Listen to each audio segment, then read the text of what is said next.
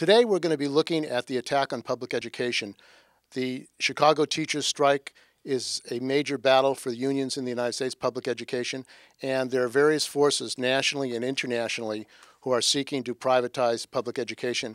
We're going to be looking at the issues involved in this discussion. My name is Danny Wiel, and I was an adjunct professor at Allen Hancock Community College, or Allen Hancock College in Santa Maria, California for 17 years. I'm Jack Gerson. I'm a retired Oakland teacher, and I was on the bargaining team of the Oakland Education Association for several years, as well as the executive board and the state council of the California Teachers Association. My name is Steve Miller. I've taught science in Oakland for the past 25 years, and since we were taken over by the state in 2003, I've been researching the privatization of public education. My name is Peter Brown. I teach machine technology at Laney Community College in Oakland. I've been teaching there for 6 years.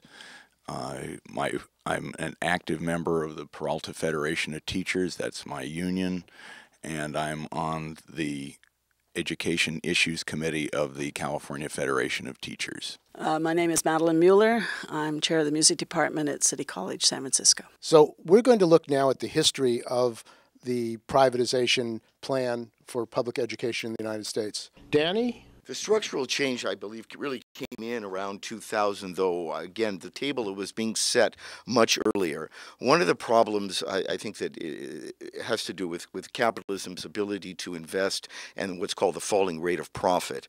Capitalism has been, as an economic system, has been in big trouble for a long time. And one of the last vestiges for financialization to make profit is the educational system in the United States. A wholly public educational system worth $600 billion was put on the table for privatization with the passage of No Child Left Behind. Now, No Child Left Behind was supported by both the Democrats and the Republicans. In fact, Ted Kennedy was a big proponent of this. Once No Child Left Behind was concretized as public social policy, it basically laid out a roadmap for venture capitalists and for philanthropists to leverage philanthropy money to basically take over the educational industry in the United States. And now I call it an industry because it is becoming an industry as we sit here and speak. It is being privatized left and right with front organizations. There have been movies created now as propaganda techniques to get people to buy into this. And of course, public education has been struggling for a while. Jack Gerson. If we look at the beginning of the Reagan administration, in early 1982, there was a report, to the White House report written by the National Council on Excellence in Education called A Nation at Risk. That report was essentially announcing the ongoing current attacks that have been going on public education for the past 30 years. It said that the U.S. was at risk because of a recent and sudden precipitous drop in the achievement of students in U.S. public schools in absolute terms, and particularly when compared with those in other countries.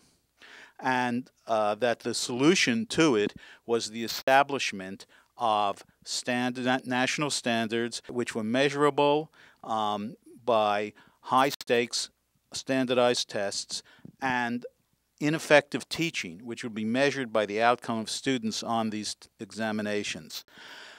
There followed a very heavily corporate-funded and lobbied campaign, especially promoted by the Business Roundtable, which included most of the most powerful corporations, U.S.-based corporations in the world. By 1989, they convoked a summit in, I believe, South Carolina of several hundred corporate heads and education, quote-unquote, reformers to put this really into practice. And within the next decade, they drew up the planks that became the basis for No Child Left Behind. No Child Left Behind, however, could not have had the kind of push that it did without the funding of the billionaires who came in at about the period from about 1999 onward, 1999 to 2002. The Eli Broad and his Broad Foundation Bill Gates and the Bill and Melinda Gates Foundation, the Fishers from the Gap, the Walton family of Walmart, and so on. They provided hundreds of millions and now billions of dollars to the privatization of education, to charter schools, to high-stakes testing, insisting that there was a achievement gap that was widening, and we must leave no child left behind. And the proof of the failure of public education was the failure in the black and brown communities and other low-income areas. Madeline Mueller, who is a professor at San Francisco Community College. I'm somewhat overcome today because in the September 14th Chronicle, there's an article using the situation at City College as a kind of entree into taking out the entire system of what's called shared governance, which has been in state code for 22 years. Again, Business Roundtable roots, a group, and I'll have to read this, called the California Competes, Higher Education for a Strong Economy. I Googled it before I arrived today, and it's a advocacy philanthropic organization under the sponsorship of Rockefeller, but funded by Lumina and Gates. And so we see yet another attempt to get the public through newspaper articles against the idea of democracy, really. The shared governance policies of years ago gave faculty, students, and staff some say. Now, the article is absolutely a hit piece on that idea, and it wants the entire system of California schools, using City College's current trial, as a model of why, oh my goodness, it affected the budget. No, the budget was affected by, what was it, drowning the institution with lack of funding.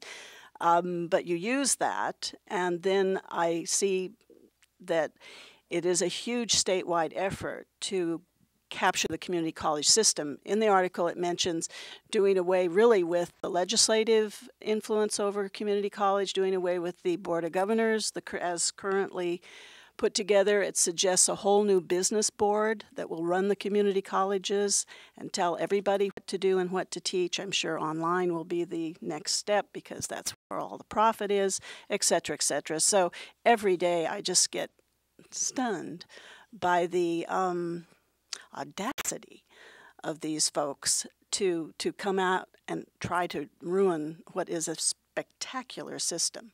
Steve? I want to address the question that a lot of people ask is, why are they doing this to a system that's worked so well? But under capitalism, public education is always configured to fit the job market. After World War II, you had humongous corporations that began a real worldwide outreach. They needed thousands and thousands of paper pushers, mid-level administrators, and people who could run the show. Hence, we got the GI Bill of Rights, and many of the people who graduated in that went right into those positions. You also had the continuance in the 50s and 60s of the industrial system of education that is organized around how K-12 is organized, where basically the students are on an assembly line, they go to first period, second period, etc., and the teachers labor on them and form them into what we're supposed to believe are thinkers. The problem is that since the development of the microchip, electronics has not just become labor-saving, but it's labor-replacing. It's real obvious now, and it's clearly discussed in the literature, that the unskilled and semi-skilled jobs, which were the base of the production pyramid in the 50s, are all going to be eliminated. Capitalism understands this, and they understand that the workforce in the 21st century, the one that they're trying to build right now, will employ very few of these workers. It's pretty clear what the direction is, and they are just savaging the opportunities that people have for the future because the capitalists and their politicians understand that they are just not going to waste any money employing or educating people who cannot be employed. Peter Brown from Laney College. I want to reflect on a number of really important points that people have made. First, I want to agree with Madeline that a lot of this is stunning, and I find that many of my colleagues and my students they're just wide-eyed and jaw-dropped by this. And I think it's really important, therefore, that we understand what is happening and we have a clear view of what's happening and why, because we have to be prepared to act. I teach machine technology, the subject where we teach students to make and operate and program the automated means of production, the automated machinery that is being used to throw people out of jobs. I say being used because it's not the machinery. We could use this machinery very creatively if everybody owned it. But what's going on is that I can show you metal parts that it would take me 9 hours to manufacture on manual machines that are now made in 1.5 minutes on a fully automated machine that no one has to attend for days at a time. Why don't we talk about the structural changes that are being demanded in California community colleges through accreditation agencies and through Jack Scott and the president of the chancellor of the California community colleges? Jack. There certainly are major changes in employment and the economy. The recovery has been jobless. There's still, 100 million people working, however, and so we have to be clear that while there are structural changes and while the marginalized have gone from, let's say, 20% to, let's say, 40% of society, and there's a huge criminalization of black and brown youth, that they're still educating people at the same time for work in the society, in educating them to obedience. So they're educating them for jobs in fast food, and they're educating them for jobs in health services industries, and they're educating them for other service sector jobs and for those manufacturing jobs that, that do exist, and so on. So what are they doing there? They're very clear about it. The Obama administration, transforming the career and technical education program, this is from the Department of Education, will add to the key investments the Obama administration already has made to align classroom teaching and learning with real-world business needs. Okay, I think that's one of their bottom lines. They're aligning it to their real-world business needs, number one. Number two is they are attempting to commodify everything that can be commodified. It's not simply about education, although education takes a particularly vicious form. It's the austerity program which is attacking public services, jobs and services, and cutbacks throughout the economy and the world in order for capitalism to attempt to solve its crisis, to overcome, as Danny introduced, the tendency of the rate of profit to fall. So they are now turning on the metropolitan countries the same kind of programs that they had turned on the rest of on the third world for the past 30, 40 years. And so you can see they're essentially cannibalizing everything. They want to make water into a commodity, air into a commodity, and education. How do you make things into a commodity in education? You have to be able to measure it.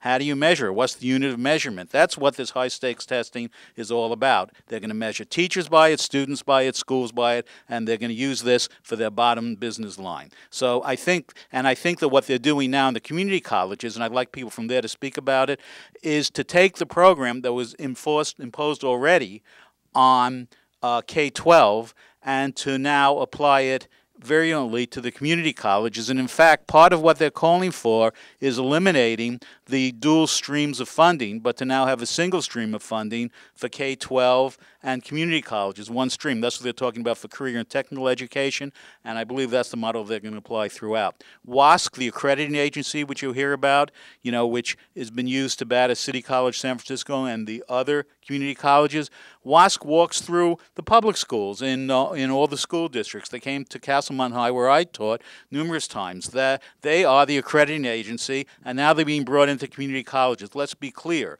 This is an integrated plan that's being used throughout, and same thing is hitting CSU and UC, but I think the community colleges are now in the right in the eye. Yes, in the crosshairs, as Madeline just said. Danny? Western Association of Schools and Colleges. WASC can best be understood this way. Standard & Poor's, Moody's, that's owned by Warren Buffett, or Fitch's, they rate stocks. They gave AAA rating to junk stocks for the last 10 years, and now we sit in an economic crisis. Similar is the accrediting agencies for schools. They're private. They're not held publicly accountable to anybody, and they're being used as the executioner in this saga. And they're the ones that are going to go down to each and every college and say that you must do this, you must do this, you must change your mission statement. And I know Madeline and Peter will have more to say about this, but they are being employed. Now, I think it's really important for many people that are watching this that we don't get caught up with individuals' names. I mean, it's important to identify the individuals, and I know that many people at City College, for example, at the protest have identified Barbara Bino or Bano or whatever her name is, and we can get lost in the names. I have a list of names from 1992 that started all this social philanthropy, from Forsman down to Leninger. The issue is what they're trying to do.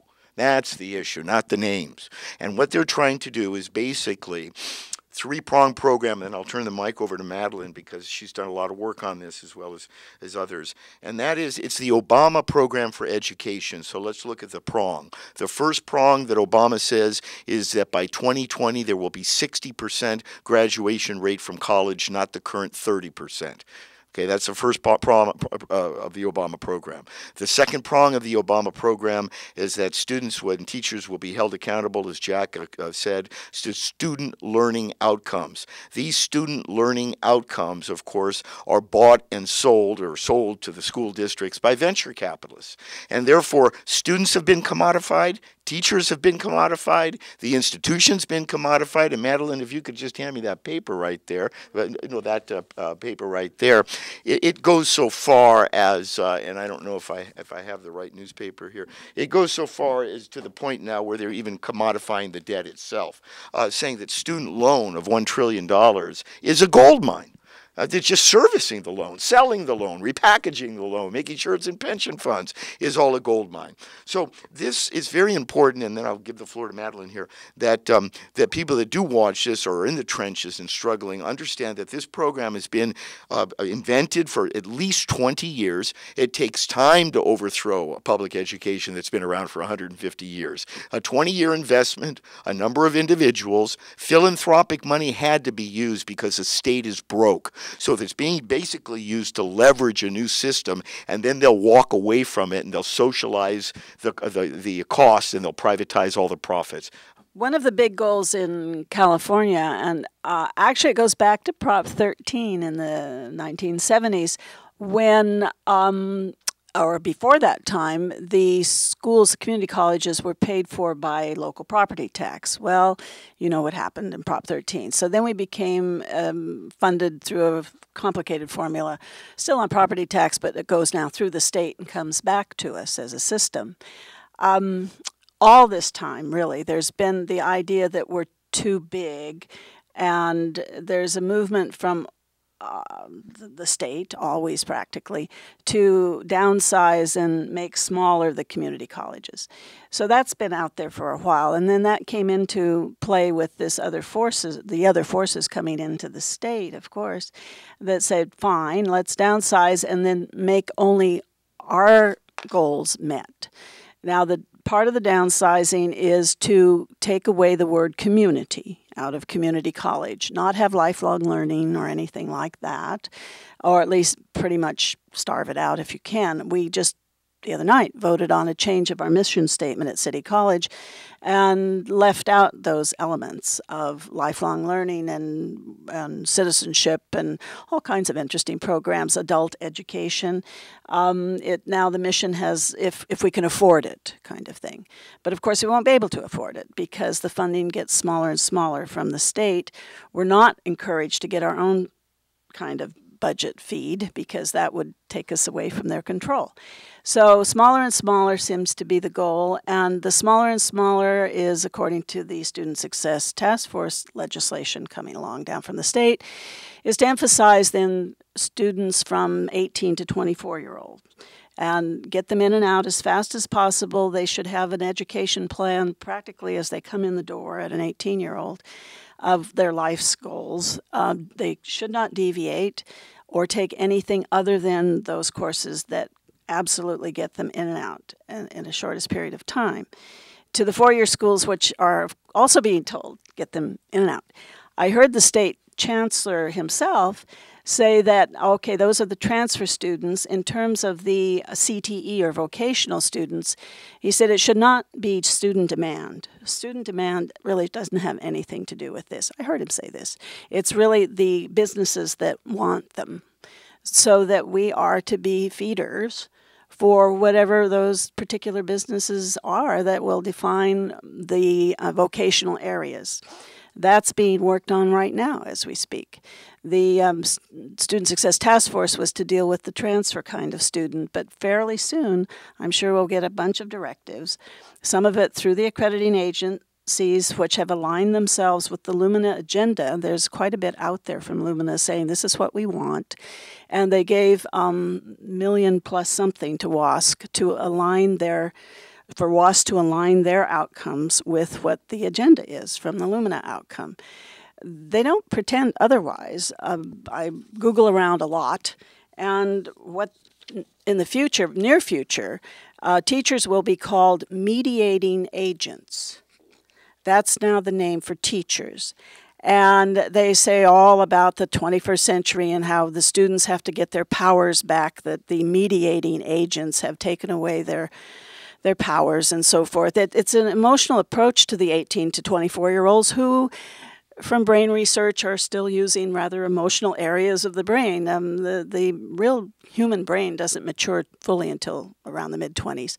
So the packaging is emotional for that particular age group, and oh boy, we have a student loan for you kind of thing, and so they get them into that. They also very clearly say that the way that you really have a successful institution is to have a non-unionized, and I'm reading from their own documents, non-tenured, lower salaries, lower qualifications. They're just open about that those are the faculty that we want. We don't want them to deal with research. They also say that. And this is the University of Phoenix is their model, is great success. I was just at a conference yesterday. The college took a whole day off to all 1,200 of us met in a room together. And we had a speaker come to us, and he pointed out that the second largest transfer receiver in California these days, first largest is for our students go to CSU, second largest is to go to University of Phoenix. And the completion rate in 4 years is 2%. In 8 years is maybe finally about 11%. We were all just thinking, that's terrible, but the presentation from somebody, by the way, paid for by Lumina, was that is not... yes, it's kind of a bad thing, and the government's going to look into this, but in the same token, the community colleges have to meet the same standards. Well, I don't think it's apples and apples. If you set up a for-profit school whose only goal is to turn out degrees, and they don't succeed, fine. But the community colleges have had a long tradition. That's not our only goal. Our only goal is to educate, not just to train.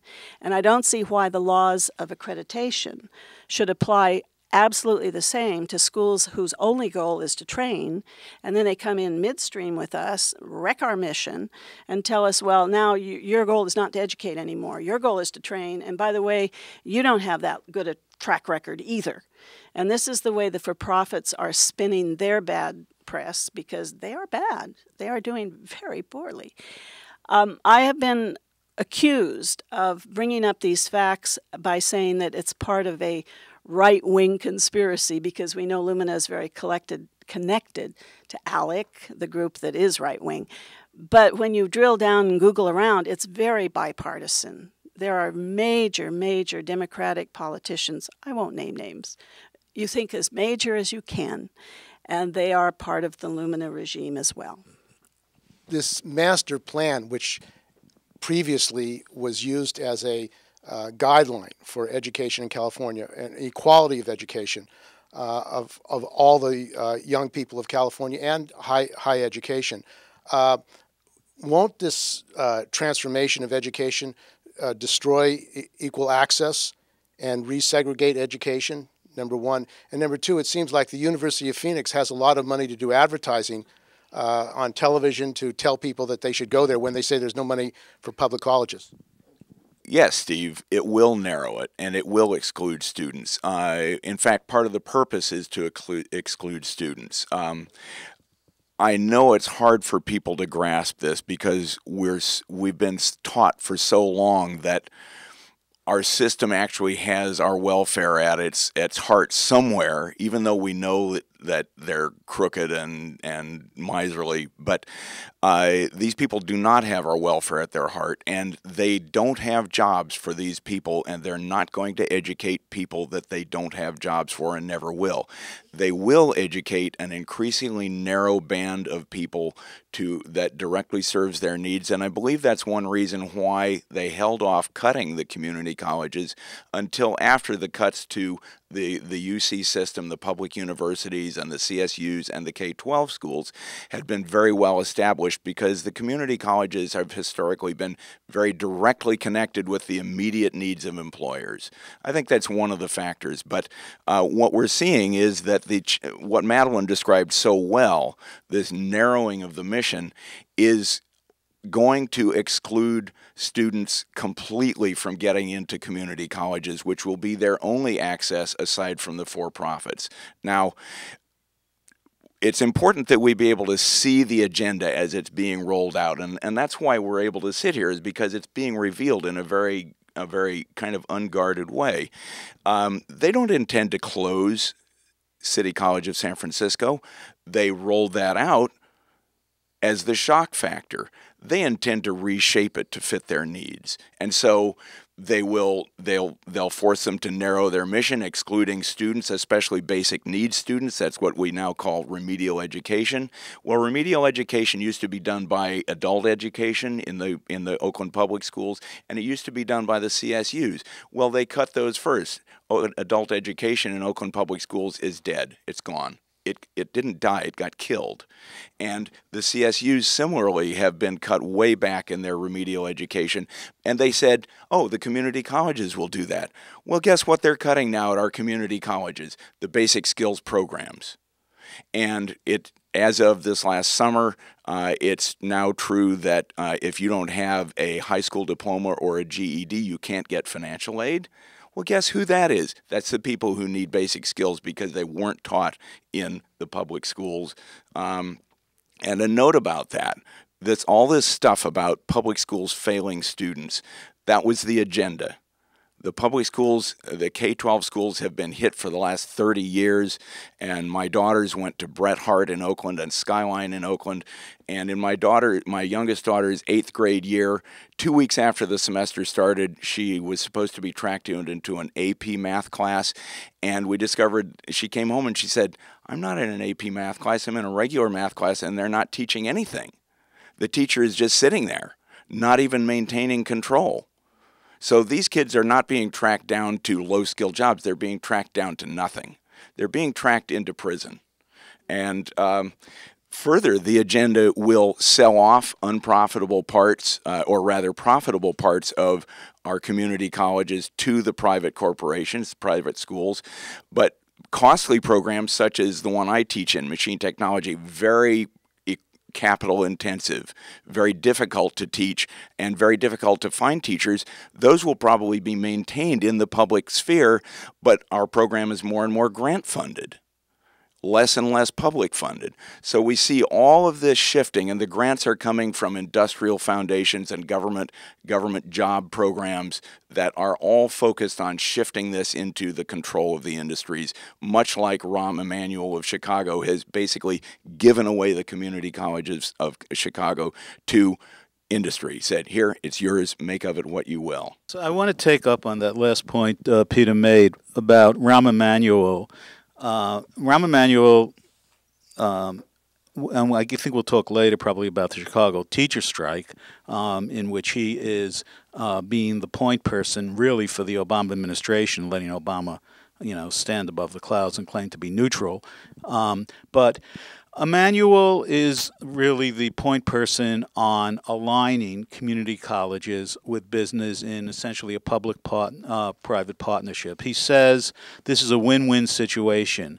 You know, business provides the jobs for our students, and we provide the training that business needs. Now, so Peter's right about that, but I think we have to be careful. We have to be careful what their overall plan and direction is and the way that they're rolling it out, because they're doing it divide and conquer. There are several things. First of all, you know, is equal access to education being pushed back? Access to education is being pushed back. We haven't had equal access to education ever in this country. You know, after Brown versus the Board of Education, we didn't have it then. Have we had it since? What's happened? You know, 50 years after Brown versus Board of Education, we'll see a report saying, if anything, it's more segregated now than it was then. Jonathan Kozol's books, one after the other, talk about that.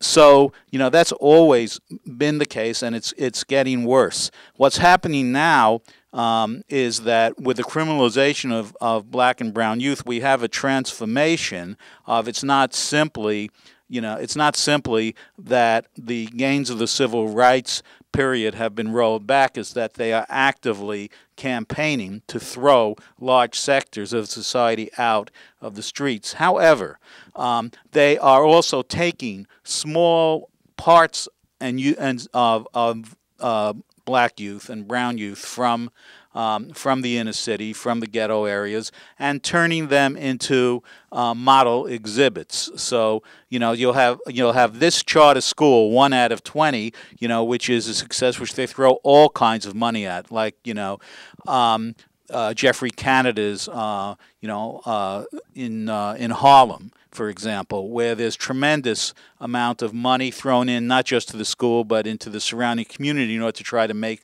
this particular project a success where all the others fail.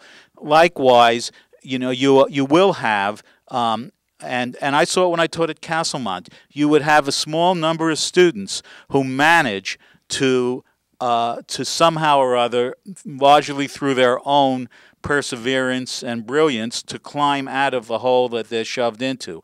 There are slots available, and they want such slots available so they can say, see these young black women and see these young brown men, they have succeeded, and they'll roll them out as proof, you know, that the system is succeeding and that they're closing, quote unquote, the achievement gap for black and brown students, while overall they're pushing things, you know, back. I just want to mention one more thing. I was told last week by a young woman who works in after-school program in one of the Oakland schools about a group called Build, a nonprofit.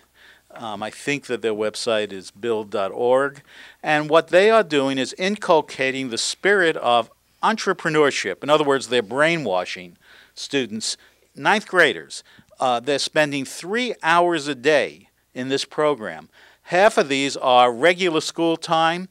The other half are after school time, but to the kids it's seamless because it goes on from 1:30 to 4:30, from 1:30 to 3 during the regular school day, and then it continues afterwards. The same people are teaching, but half of them are being paid through after school money, and half of it's coming from OUSD. And this is all about brainwashing, about the virtues of free enterprise in the capitalist system, and that means dog eat dog, as we know, is what's really underlining it. And it's preparation for throwing away 90% and maybe salvaging 10%.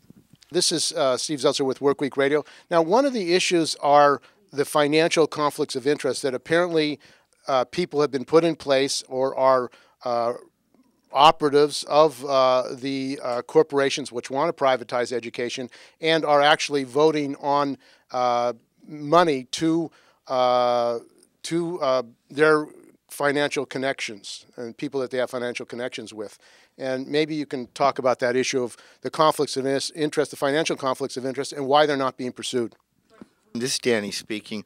I want to talk about it as it pertains specifically to the Lumina Foundation. And once again, the Lumina Foundation is a philanthropic organization that is using $1 billion worth of money to leverage privatization of the 112 community colleges. They have 14 board members. 4 of their board members are on Sallie Mae. Sallie Mae loans money to students. They're part of the $1 trillion student debt problem. The other 10 members are part of USA Group, which was Lumina before it became Lumina. I'm not going to sit here and read all the members, but to give you an idea of some of the people that sit on the Lumina board, there's Chief Operating Officer of Sallie Mae, Mr. Letzingich. Another person from the Manufacturing Institute, the National Association of Manufacturers. The CEO, James Merisotis, has been at this game a long time, organizing all philanthropists.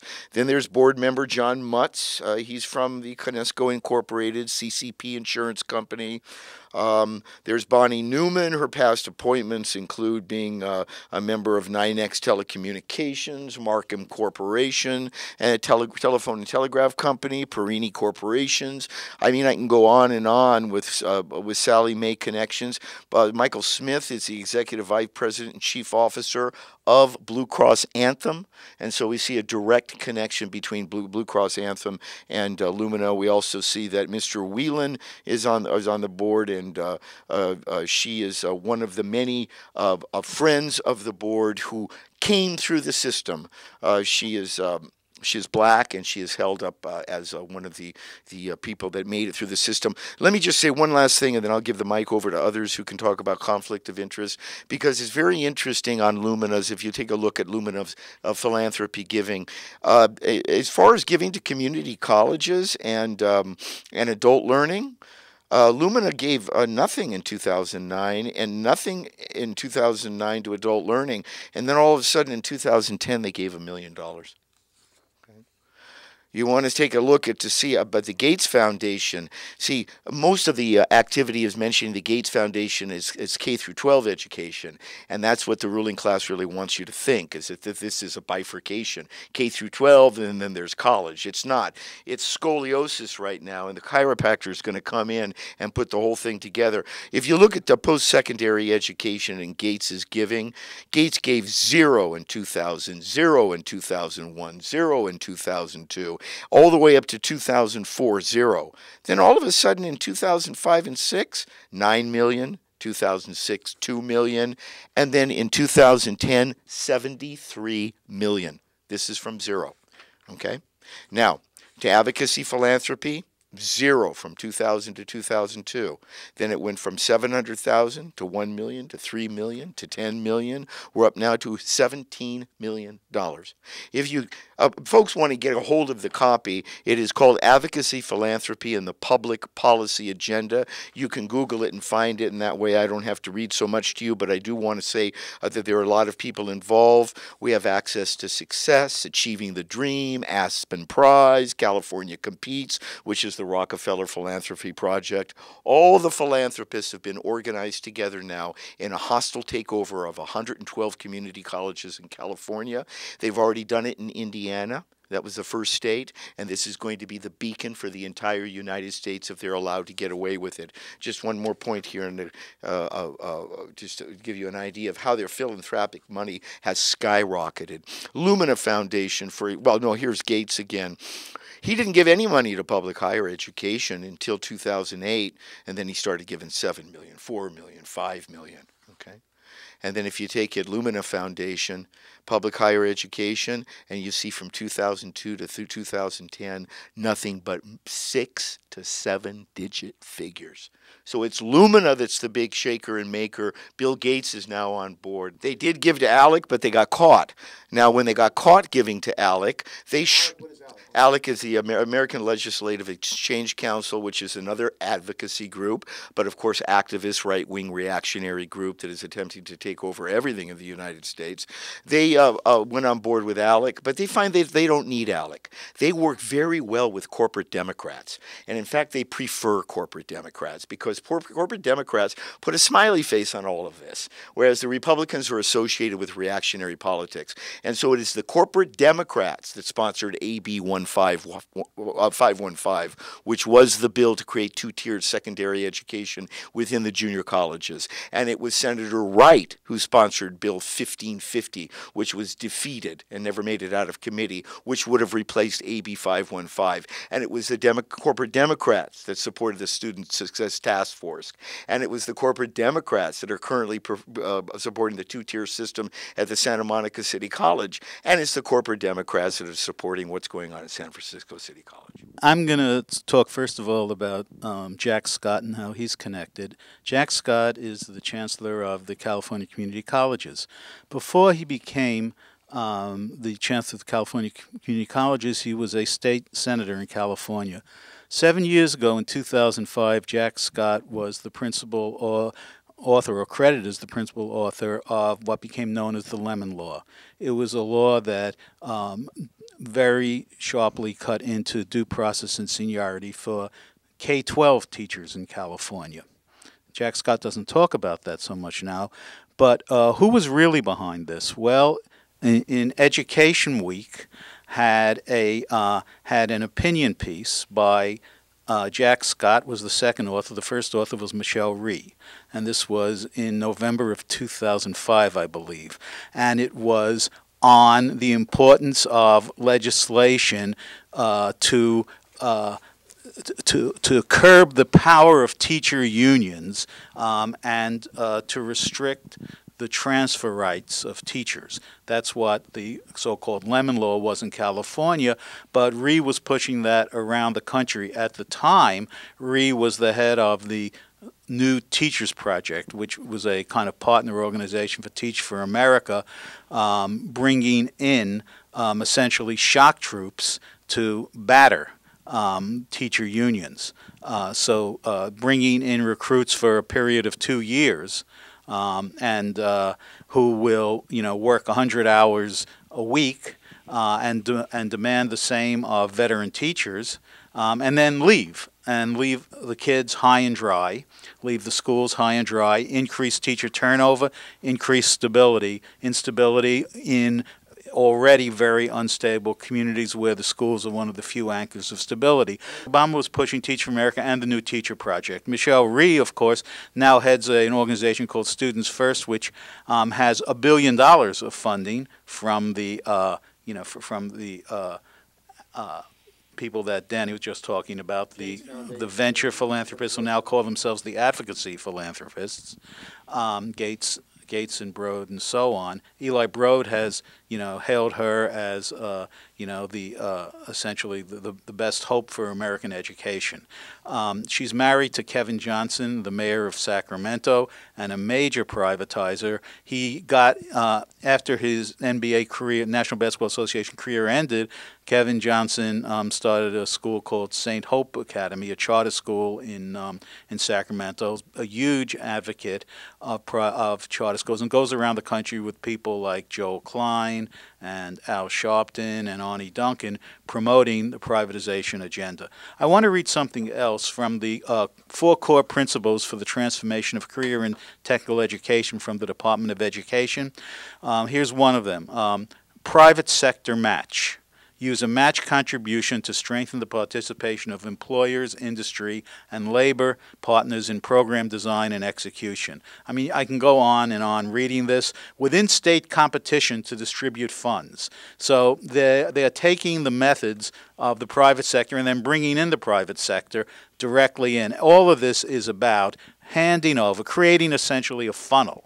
That's what these public-private partnerships are. They're a funnel in order to they set up these nonprofits to funnel the money, the $500 billion, in education from the public to the private corporations. The nonprofits are just a funnel, a conduit for that money. The testing and the people who are making money from testing, evaluations, the business of education. I mean, the effort has been made to say that education should be and schools should be profit centers. This is the ideology. We've got to make schools profit centers. Who is benefiting from making education a profit center? I don't know if this can be seen by your camera. I'm sorry, I don't have an overhead projector with me, but there's something that we need to bring up relative to what's been stated here, and that's the following. It's not Obama's plan, basically. The kitchen cabinet is Lumina. They are the Department of Education. Arnie Duncan is just a figurehead. He comes down in a helicopter and makes speeches. The real work is done by the philanthropists because the government doesn't have any money. It's in the hands of private people. So they need the money. One cannot understand what's going on in the community college system or the state college system, for that matter, unless one understands that all of this is tied up with cyber learning. That cyber learning, or what they call distance education or online learning, is really online earning. And the people that are involved in this are the venture capitalists. They're the ones that are selling the courseware. They're the ones that are selling the testing of materials. They're the ones that are selling the blackboards. Well, they are changing daily. The one that most people will know if you're a junior college teacher and are listening to this and have taught online like I have for over 10 years, we use Blackboard. Now, they're constantly updating Blackboard. So there's Blackboard 1, Blackboard 2. So we as teachers have been transformed into clerks and technicians, not just people that are trying to teach online. We're constantly having to input into our computers, constantly having to update our computer systems. But now they've got a new system. They want to get rid of teachers in entirety. Not only do they not want to have any students, they don't want to have any teachers. So what they've done is they've put together a system, and you can get it from the Red Balloon Project, which was first highlighted in Fresno, I believe. Wasn't it, Steve? Was it first? Chico State. It's a Lumina document, and it's now being utilized. Madeline has good notes on it as well. And you can get it online. You can just Google the Red Balloon Project, and it'll show you the new startups. Udacity, Udemy, University Now, Coursebook, Course Kit, Course Load, Course Rank. These are the providers. Now, and then I'll stop. If you are a community college like San Francisco City College, all right, and you want to go completely online, the amount of money that it would take to dig up all the trenches and redo the entire school with fiber optic cable is too much money. There's no money for that. So what happens is these new startups have started up, and what they'll do is they contract with the school, and they'll be the course distribution service. They will deliver the course to you for a fee. Now, some of them are nonprofit right now. Berkeley's involved in this, Harvard's involved in it, IMT is involved in it, Stanford's involved in it, and some of them are nonprofit. So how are they planning to make a buck? One of them has come out specifically to tell us how they're planning to make a buck. They will take all the student information that they get and they will sell it on a secondary market as private information. Danny just spoke in a lot of really good detail about how this agenda is being carried out and the groupings that are carrying it out, and the Obama Program for Education and Lumina Foundation. But when I work with my students, I'm always trying to get them to generalize the lessons that they're learning. In other words, I'm not just teaching you to use this tool. I'm teaching you to use all kinds of tools and to do all kinds of thinking about the industrial process. And so I think we really want to make sure that we generalize and understand that this is the program of who controls capital, who controls this system. And our system today is not controlled by the manufacturers who are looking for my students as their employees. It's controlled by the giant financial banks that destroyed our economy. It's controlled by groupings of people with tremendous financial power who have no ties to any particular process, any particular country, any particular people. They literally say, we don't care if something's made here or China or Bangladesh. We don't even care if it gets made. We make money by making money. And so if we understand that, then we understand that Obama is surrounded by these people. We understand that the Lumina Foundation is a mechanism, is a tool by which they can address this, and they're using all kinds of tools. They're coming at this from so many different angles, and we still, much too much, are approaching it in very narrow line ways, and we're approaching it from single angles, and we're dealing with it as though we Many of my colleagues are still trying to solve the problems just in our district and say, we can't deal with that. We've got to solve our district's a mess, and that's why we're having these problems.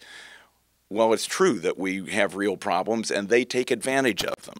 They define their attack according to our weaknesses. But we can't let ourselves be tied down to just dealing with our weaknesses. We have to deal with this attack. We have to understand that it's an attack. And we have to start formulating our own program that is not going to be articulated for us or put in place for us by anyone else other than the 99%, other than us, the teachers, the students, the staff, and the administrators, some of the administrators. Now, there's a political propaganda attack against teachers, scapegoating teachers, saying that the reason students aren't learning is because of the teachers, the failure of the teachers. At the same time, the unions have been scapegoated. Unions have been blamed for holding up progress, for not really making reforms and not taking care of the needs of the students. And in some cases, union officials who've had some criticism, Elisa Messer, president of AFT 2121 on KQED radio, made some criticism, slight criticism of the accreditation board, WISC, and was called on the carpet by Bino, head of the accreditation board, saying that she better not threaten her. Yet it seems like the unions, the AFT, the NEA, are not educating people about these connections. And at the recent convention of the California Federation of Teachers, of all AFT teachers in California, there was no workshop panel on privatization, on charters. How is it that when the unions, education unions, are under such frontal attack using the tactics that we've been discussing today, that there's no serious effort to both educate the teachers and really educate the public, that there's an organized drive to destroy public education? And Jack? I think that this is a process which has been going on for a long time, of teacher unions believing that they have to, in order to move education forward, they have to collaborate with management in such a way as to bend over backwards to help implement the plans of management. And behind that, I think, is in the leadership a bureaucratic conservatism and a unwillingness to fight, a fear that if we fight we'll lose, and so not having committed to fight, but over time committing more and more to the team concept of collaboration with management and subordination to management. And we see this in the national leaderships and in many local leaderships. Randi Weingarten is the president of the American Federation of Teachers. It's the second largest teacher union with 1.5 million members. The National Education Association, NEA, has 3 million members. Randi Weingarten was one of a cadre of 12 trainers for the Broad Foundation's first Urban Superintendent's Academy class, the class of 2001-2002. The Broad Urban Superintendent's Academy has now, in the past decade, trained over 400 superintendents and high administrators for districts around the country. They ran Oakland when it was taken over. Top administrators in Chicago, Houston, Dallas, Oklahoma City, St. Louis, Pittsburgh, Philadelphia, New York. Berkeley is now interviewing someone. They want to give the job, apparently, to another Broad trainee. All right, Randi Weingarten was one of 12 trainers. Who were the others? Well, they included people like Chester Finn. They included the head of the Education Trust, which is one of the major, maybe the largest promoter of high-stakes testing, and so on. They were the big names of the corporate education reformers. So Randi Weingarten has been in that camp for a decade. So 5 years later, when Randi Weingarten, just before she became president of the AFT nationally, she was president of the New York local, the United Federation of Teachers, agreed to a merit pay scheme funded by Eli Broad. And people were shocked because teacher unions have always been against merit pay, basing teacher pay on student high-stakes test scores. She went over. After that, she began a campaign of helping engineer contracts, which she called each one a model and a template, and each one of them was tying teacher evaluations into high-stakes test scores. Hartford, Connecticut, New Haven, Connecticut, Pittsburgh, Washington, D.C., Tampa, Florida, around the country, one after the other, engineered. Okay. Meanwhile, the National Education Association has took this up a little bit later, the merit pay, but is followed suit. So Dennis Van Rokel, the current president, they have actually issued statements saying that they enthusiastically welcomed the blueprint for Obama's blueprint for education in March 2009. And they supported Obama for president. Obama's program he's been clear on this from the beginning. It's merit pay, which is basing teachers' salaries and evaluation on stakes test scores, charter schools, and national standards. Those are the three planks that the teacher unions supposedly stood against, but now they've caved on high stakes testing. They've caved on charter schools. But in 2009, the blueprint for education was based on something called tough choices or tough times. Steve Miller and I wrote documents about that, and Steve may want to speak about what we wrote on that. But the NEA issued a statement, enthusiastically welcoming this, and this was a blueprint. This is a blueprint for privatization. It says everything about basing everything on competitiveness in an ever-changing world economy, on getting rid of teacher pensions and health benefits, on test-based evaluation, merit pay, and so on. So this is it was a prescription for privatization, making all schools into something called contract schools, which would be charter schools writ large, stripping local school boards of all power.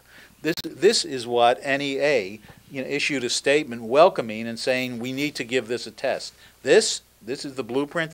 In case people think this is a mistake, in the summer of 2011, when the National Center for Education Excellence, which wrote this blueprint, Tough Choices or Tough Times, spun off its text division, America's Choice, sold it, and said we can now use the funds to really promulgate the Tough Choices or Tough Times program. Their press release contained a paragraph praising this from John Wilson, Executive Director, National Education Association.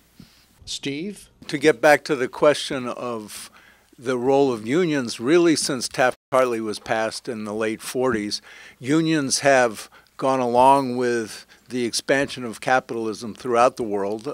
We know that the AFL-CIO cooperated with the CIA. It's an open matter of fact. And they began to define in an era of an expanding economy that what they would produce is deliverables. A deliverable was something that they could get from the corporation that they were negotiating with, and that became the be-all and end-all of what a union should do. Meanwhile, the issue of political power, which corporations clearly have in this country, was something that wasn't on the table, wasn't up for discussion, wasn't even in consideration. I think that if you look at any problem that we face, it doesn't matter what it is, water in California, the Gulf Coast oil spill, global warming, it makes no difference. Corporations clearly play a major role in every one of these crises. If we look at the death of American cities, which is something that's well discussed, from New Orleans to Detroit to Newark, New Jersey, even Oakland, California, the corporations are clearly behind this. In Oakland, for example, the Port of Oakland has a revenue stream of billions of dollars. Not one penny of it goes to anybody in the city of Oakland at all. And they just never somehow run a profit because they're always expanding. These are the guys who put Walmart in after the city council voted against Walmart. They put it on port land. So you can see that corporations are really maneuvering behind everything. And the reality is that we're in a funny period of history. What was possible, which was getting a little bit of an improvement for your membership based on making agreements with the corporations, is now impossible. They're not going to give it up anymore. And what was impossible, which was really going after an entire system that's set up to guarantee corporate profits, is now not only possible, but really the only way forward. And I think that's one of the things that the Chicago teacher strike shows, that you have to aim big. You can't just focus on deliverables any longer and expect that anything is going to change. If you look at the attacks on public education, even if everybody in the community colleges rose up and dealt with that situation tomorrow, you still have the horrible situation of K-12 education. You still have the AstroTurf groups getting bigger and bigger. These are the fake parent revolution groups. You still... The Parent Trigger Act, which supposedly, although it's never actually happened, supposedly the parents rise up, and if 50% think their school is failing, then it can become a charter school. Even if this was stopped, you still have massive problems with private prisons. And so you can't deal with this stuff on the defensive. I think that's what we've learned since the beginning of Occupy, and that's what we're learning again this year, that we can't win by staying on the defensive, which is pretty much what the Democratic Party preaches. Somehow we're going to have to take the offensive, and somehow we're going to have to go after corporate power directly. Of shock doctrine, that all these changes are coming with such rapidity that, I mean, basically the unions are on the defensive. People, as you've said, your students, your colleagues are in a state of, just shock. Their jaws are dropping. This is shock doctrine on education. How is that going to be overcome, and what role should unions and activists do who want to defend education? Jack? So I think that we have to look at another side of this, which is we talked about the two things. One is we've talked about how the teacher unions nationally and many locally have bought into the team concept of collaboration with management. We've talked about how this is part of the attack on education, is part of the austerity attacks, and on their attempt to solve capital's attempt to solve its crisis. There's something else which is going on with teachers, which pushes in the other way, which is teachers' learning conditions, teachers' working conditions, or students' learning conditions. And so, when, despite the conservatism and even collaboration of union leaders, there's a push constantly in the other direction to oppose large class size, increase in class size, to oppose cuts in programs, to oppose merit pay, high-stake test-based accountability. So you have a push bubbling up from below, and that impels things forward. What's happening in Chicago, and it also means that there's a basis for an alliance with community, because teachers alone, teacher strikes alone, are going to be unable to win. In fact, it's going to be important for all public sector workers to realize that the austerity attacks are affecting us both as workers, in terms of cuts in jobs and cutting benefits, pensions, health, and so on, and in terms of the overall cuts which are affecting all workers and unemployed in this country, the savage cuts that are going on to the vital program that people need to survive. So in particular, the cuts to the schools, as they're affecting students' learning conditions, parents see that immediately, students see that, and so there's a basis for unified struggle. This, provides some basis for hope. What's happening in Chicago is the union is explicitly playing down the wage increase demands and playing up the opposition to test-based accountability and basing teacher evaluations on that, on the opposition to privatization, to school closures, to the so-called turnaround schools, which essentially close down a school, scatter the faculty and students. And they're striking on what they're allowed to legally strike on in Illinois, but the real thrust of it is indeed against privatization and the entire corporate agenda that has gone along with it.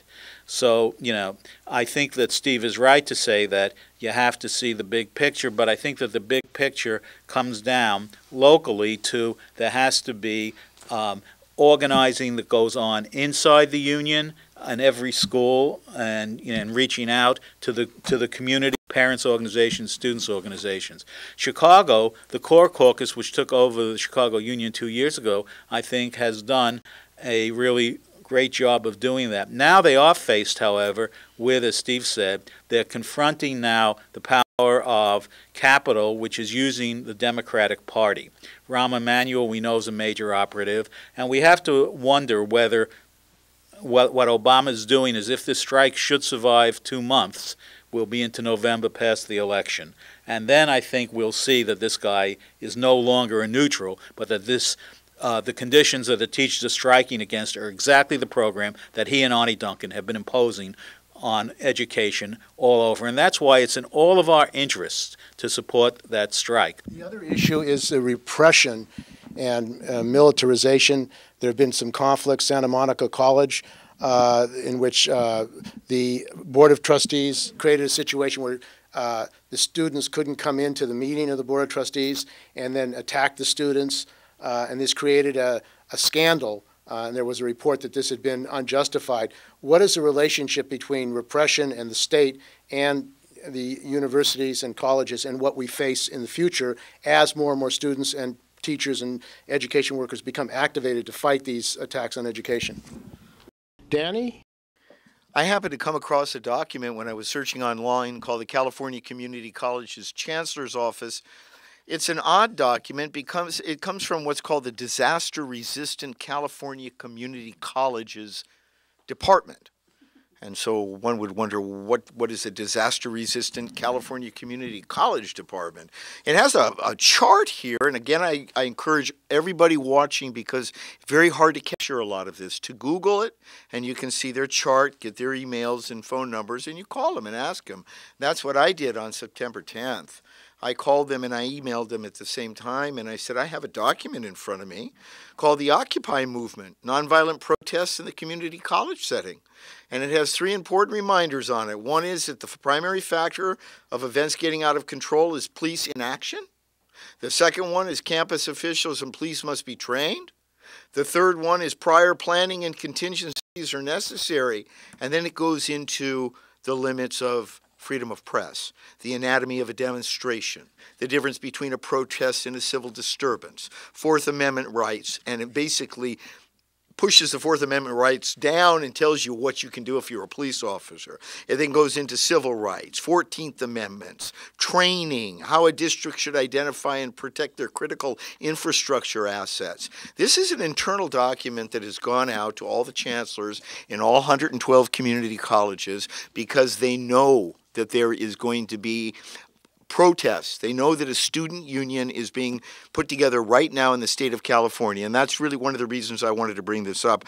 This is for another program, but I know a young student, former president of Santa Monica City College, that was swept up in this sweep of Department of Homeland Security.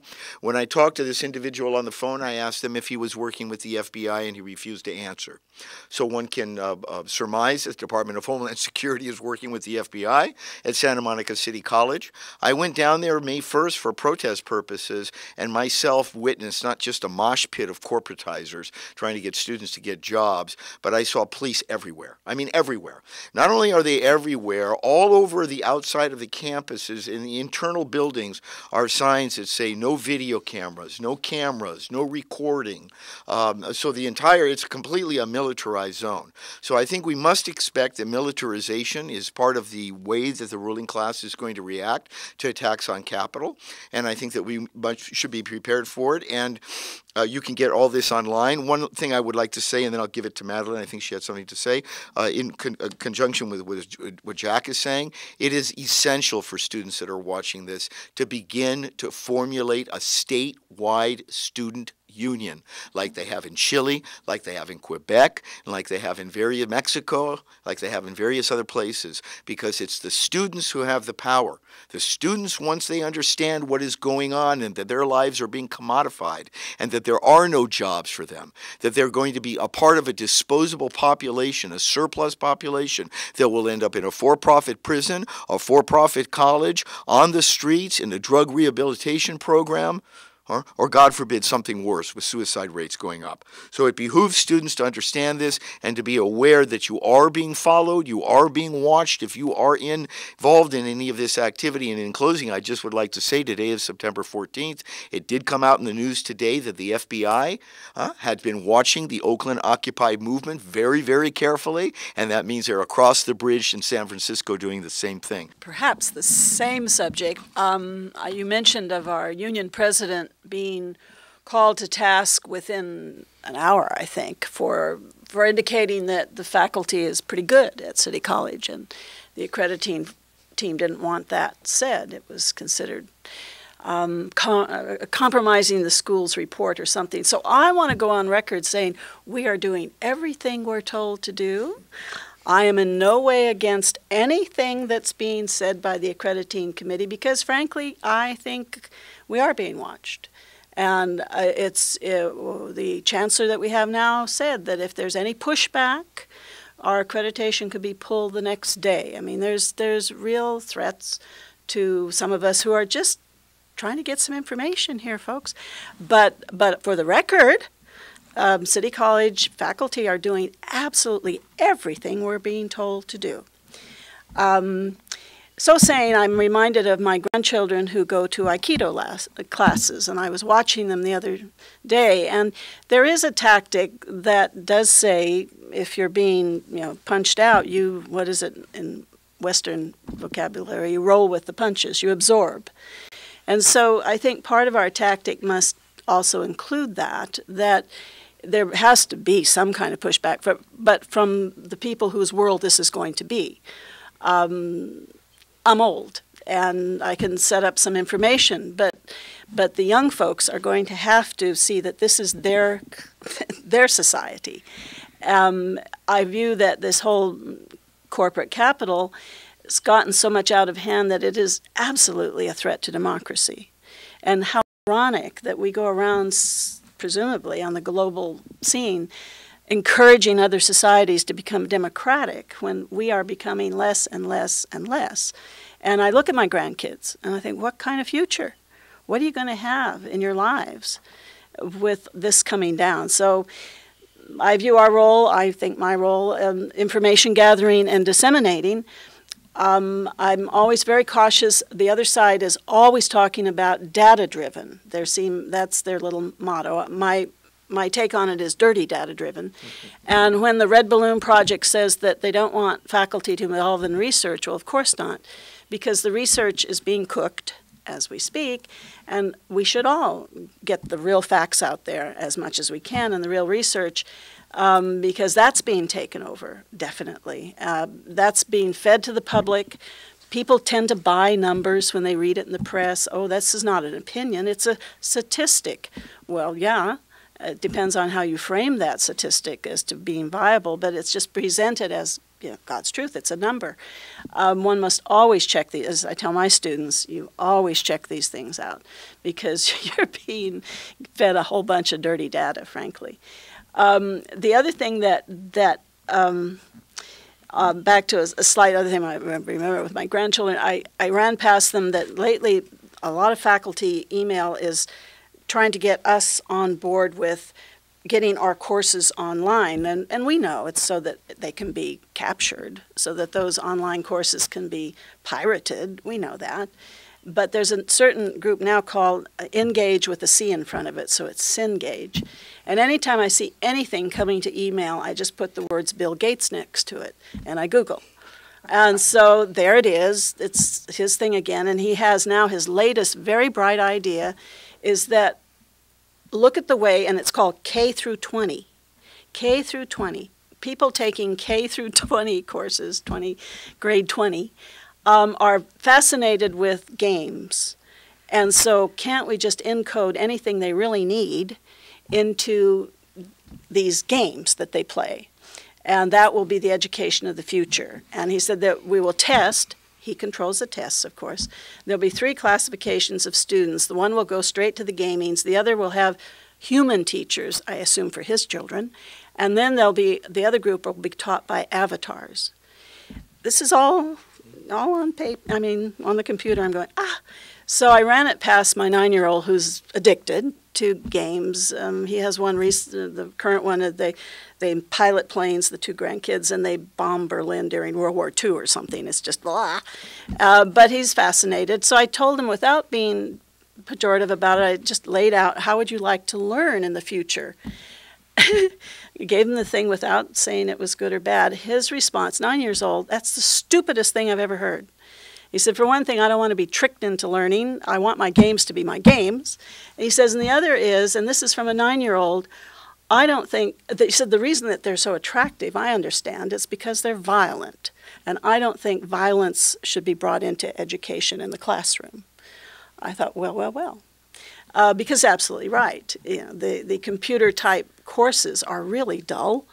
They're boring, they're awful, they're antisocial. My son teaches engineering. None of his students would take the courses online because they say that's not the way it is in engineering field. You have to get together as teams.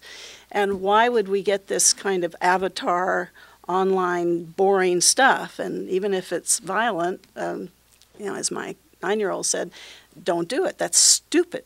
So I think, okay, maybe that generation, if we can keep them thinking that way, because it's their ball game. We have to train and absolutely be with our youth at all ages. 9 is not too young. Have them know what's going on, have them understand their future, and then they've got to take it over. We can't do it for them. Yeah, one of the issues is nonprofit entities like West Ed. And there was a recent article that West Ed was actually involved in collecting information from teachers in Chicago about their learning process and education process, and then selling that off to make money for themselves using the teachers and saying that this was produced by West Ed. This pirating that's going on, stealing of teachers' knowledge and teachers' interaction of education, what is this and who's doing it? I'd like to just address this for a minute because the people that are doing it are the same people that are pushing to strengthen the copyright laws, such as Bill Gates and some of the other luminaries that are members of Lumina. These people are talking about exactly what Madeline is saying, is that we create the courses and then they pirate it and they steal it and they package it and they resell it and they start organizations to do that. So I just wanted to weigh in on that because this is going on right now. I wanted to go back to the previous discussion just a minute ago to raise the role of Homeland Security and the community colleges, the universities, and in fact our cities. We saw with Occupy, first in Occupy Oakland, then at Cal, then at Davis last year, and then all over the country that the police seem to work in absolute coordination across the country. They look like Star Wars figures. They have armor. They have sophisticated weaponry, much of which they've trotted out and just to threaten us with and have never really used, like the sound weapons. So where did this come from? Well, since actually a little bit before George Bush, but certainly with George Bush and Homeland Security Agency, we have the greatest increase of the state in the United States, in other words, the organs of police power, since the World War II. And these are mostly privatized. So corporations are actually being given police power in various ways. This works because they sign contracts to do various things with local government. We have a corporation that wants to use the police radio band in Oakland, and the police say no way. And the guy it's in the East Bay Express said, "We will win on this one, and the police will listen and will listen to us." So this is a story which hasn't really broken out yet, but behind what we've seen in the last year, particularly at the universities, is a whole raft, billions and billions of dollars of private contracts between local government agencies and private corporations to handle various forms of police functions. Now, we've talked about the Red Balloon Project here. If anybody wants to go Google Red Balloon Project Chico State, what you will find right there on the very first page is a reference to the fact that this comes from the Defense Department. Not exclusively, I'm sure, but the Defense Department through DARPA, the very same people who originally organized the internet for in between Stanford and USC, I think was the first ones that they did. But what is the role of the Defense Department in reimagining community colleges, which is the nice touchy-feely way that they put that? And if you go and read just the first few paragraphs and go down a couple of pages, the first thing they say is our mission is to educate more people with less money. Well, what do you know? And now we see the student task force coming in saying that people can only have so many amount of credits and then they can't be in the community college anymore. But there's a deeper issue here which hasn't come out yet, and all of the people who are home explorers who want to really bust one out, this is a story that's waiting to be broken.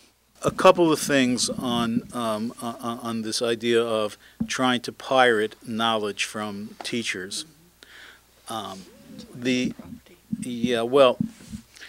Why are they doing this? In order to routinize and be able to de-skill something completely, you need to establish it in an algorithmic way, that is, in a routine procedural way. So what they're trying to do is to find out what is it that teachers do. The Gates Foundation put $500 million almost, about $360 million into pilot programs around the country 2 years ago, including some of the money went to the AFT, to tape teachers, to videotape thousands and thousands of hours of teachers teaching to try to see what are the characteristics of a good teacher. Then they hired people for about $10 an hour who had no educational background at all to then analyze these according to some rubric they handed them. Well, in other words, they're going to find whatever it is that they set out to find. A good teacher begins a lesson by scratching their right temple with their right index finger. Metrics like that. But they're trying to do something that really can't be done. Artificial intelligence has limits, and one of the limits is that it can't replicate human beings' powers of conceptualization and creativity, and that ought to be what education is about, trying to encourage and cultivate, nurture, and develop. Instead, we're driving towards script readers and robots. And that's what this attempting to suck, and pirate knowledge from teachers is just exactly, in line with with the Gates taping, and it's in line with the attempt. It's directly tied also to this high stakes test-based accountability, because how do you measure? Where do the metrics come from? They come, they impose the metrics from the unit of measurement is the score in high-stakes tests. Something else. In November 2010, Arne Duncan, the Secretary of Education, and Bill Gates, the Secretary of Money, gave essentially twin speeches on the same week. Duncan to the National Press Corps in Washington, D.C., Gates, and I believe it was Indiana, to the state school, the head state school officers, the heads of education for each state. They said identical things.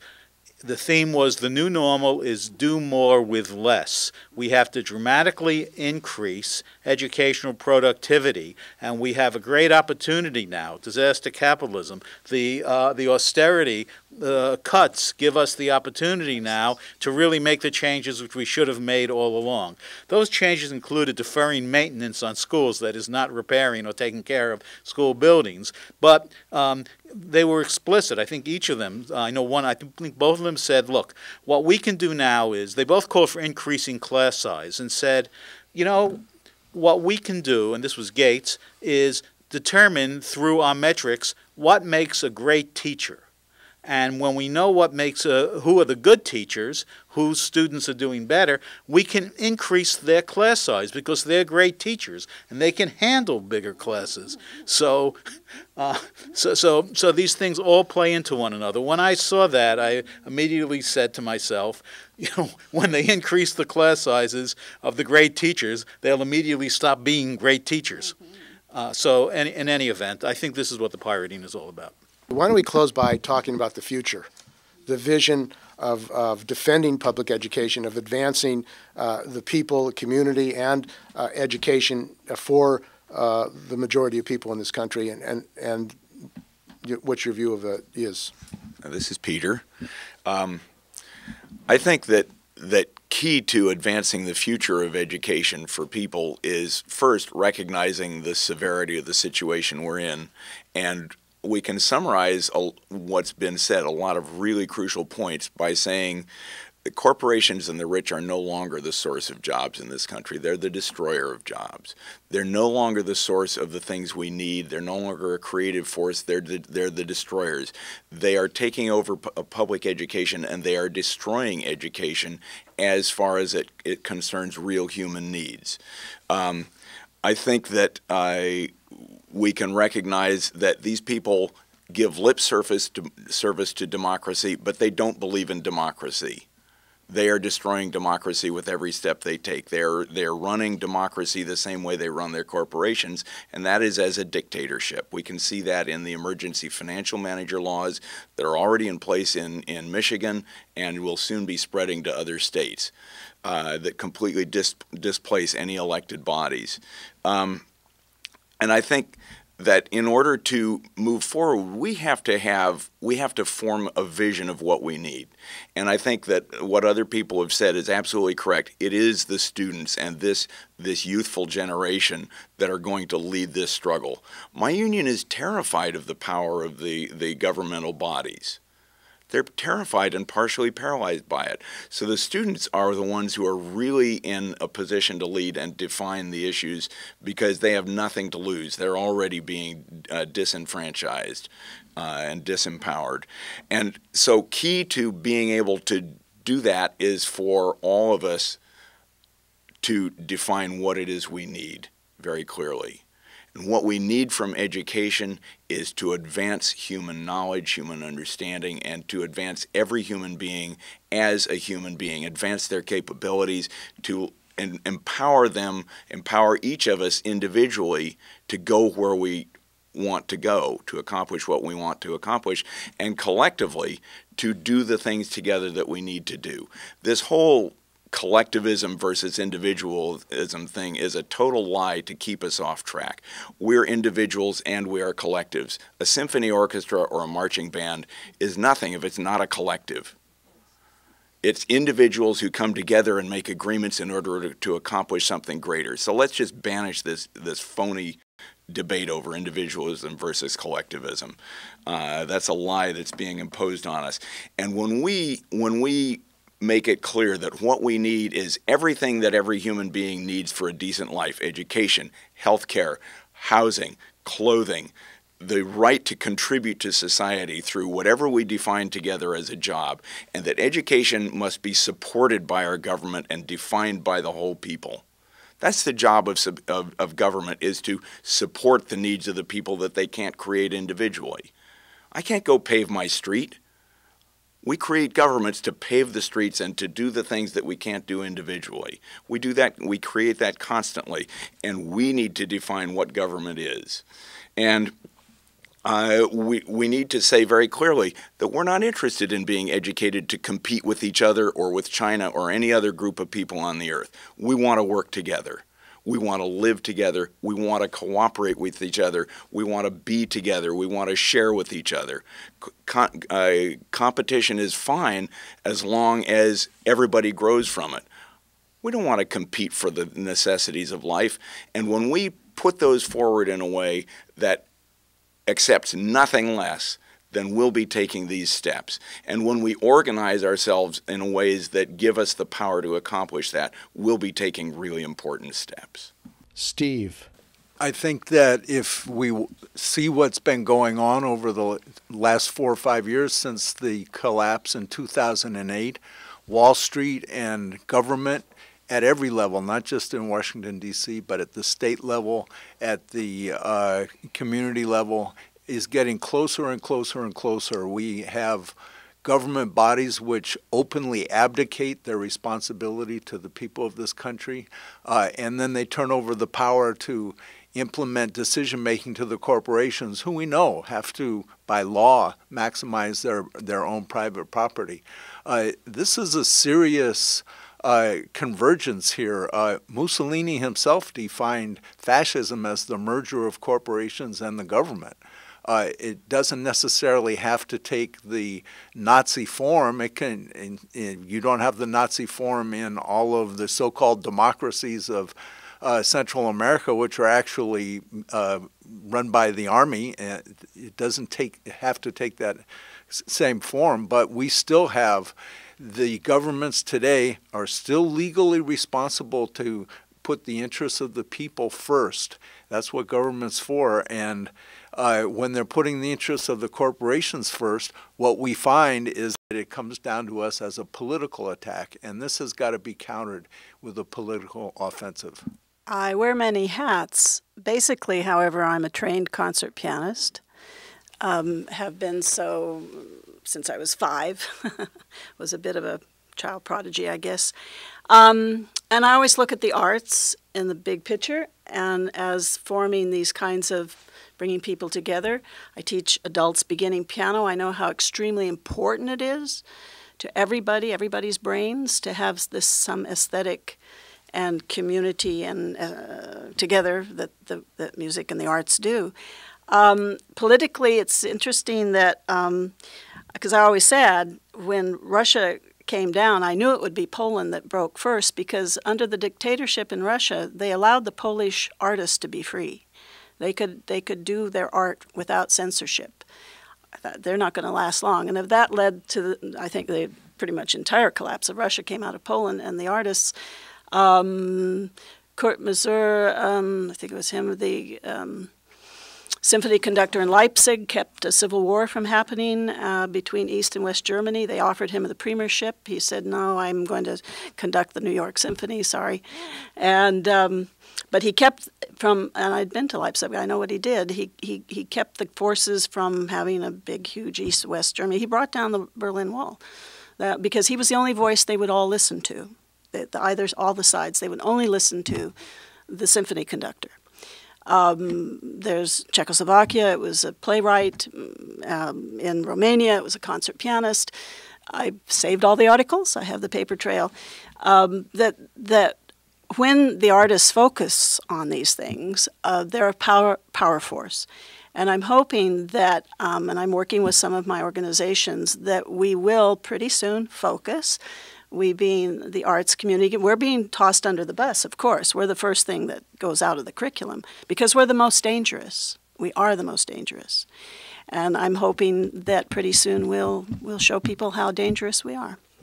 Jack? I think that we need to focus on the need for a class-wide response. We can look at different sectors, students, artists, and so on, and hopefully they're all going to play an important part. But we need a class-wide response. Right now, there's a battering that's going on in this country and around the world, in the name of austerity, structural adjustment, in which there's a giant siphoning of essentially value from the working class to the capitalist class, essentially. That's what these cuts represent. That's what the privatization represents. It's the commodification of everything. They're trying to take away the gains that were won by the working class in struggle over the past century and a half, and they have been succeeding in doing that. We have to fight back against that, and that's a fight that's going to have to be done at local levels, and it's going to have to be done by hooking up various struggles. So yes, it would be good to have a student union, and it would be important for students to struggle together with teachers and community, and together with other public sector workers, together with those in other sectors. There will be struggles, as we know, which break out episodically and break out in different areas. The Chicago teacher strike right now is extremely important. A couple of weeks ago, there were people who I've spoken to who 2 weeks ago were questioning whether there was any purpose at all to teachers' unions, or whether teachers' unions were just a bought-off counter-revolutionary force. And today are hailing the Chicago Teachers Union as virtually, the coming of Bolshevism to the U.S. Well, we need to, I think the Chicago teachers' struggle is great. I think they've done a great job of organizing. But we have to understand that we have a big task ahead, and we have to both be clear about what it is intellectually, and we have to go out and build the struggle and mobilize and organize for this, and organize in the various parts, of the population, particularly starting with mobilizing the U.S. proletariat. Well, this is Danny speaking, and I guess I'll be the last to close out here. I couldn't agree more with what I've heard from the panel in so many different ways. I would just like to capitalize on something that Jack had mentioned, because this really is a class struggle. Education is one dysfunctional institution amongst many under the capitalist canopy. In fact, if anybody who's viewing this doesn't know the magazine Monthly Review, that's fine. However, Einstein was the first writer for it, 1949. I would recommend you get volume 64, number 1. And the reason is because they have some graphs in here that are absolutely astounding. Financialization, or what they call FIRE, finance, insurance, real estate, is now 65% of our economy. Our growth rate of real investment in manufacturing is, and I don't know if the camera wants to take it, the chart just goes singularly down. Now, I bring this up only because, and then I'll close and not be so talkative this time, only because they understand what we call the shock doctrine. They call disruption is coming, okay? Only they put a question mark. They know it. They read the literature we read. They know it. They are very astute as a class. In fact, they are far more astute than we are as a class, and that's what we must be. We must become as astute as they are as a class and understand that this is a class struggle. When Obama says he wants more graduates in 2020, first of all, in the last 10 years, the wages of a college graduate have not gone up at all. There are college graduates sitting out in the street, can't get jobs. So this phony baloney about the more education you have, the more jobs you're going to get is just a joke. I have 2 PhDs. I have a multi-subject bilingual credential. I'm an attorney. I've written 7 books, and I couldn't get a job in education today. So this has nothing to do with jobs. This has nothing to do with education. In fact, you will never hear the word education from the red balloons, the Lumina. They talk about diplomas. As if the more diploma mills we set up and the more diplomas we can hand out, the more jobs will be created. It's a fallacy, folks. Capitalism is in its descendancy right now. And that means unless we organize as a class, we will not only not have education, we won't have anything from an environment down. Well, thank you all for participating, and we'll continue this discussion and education effort.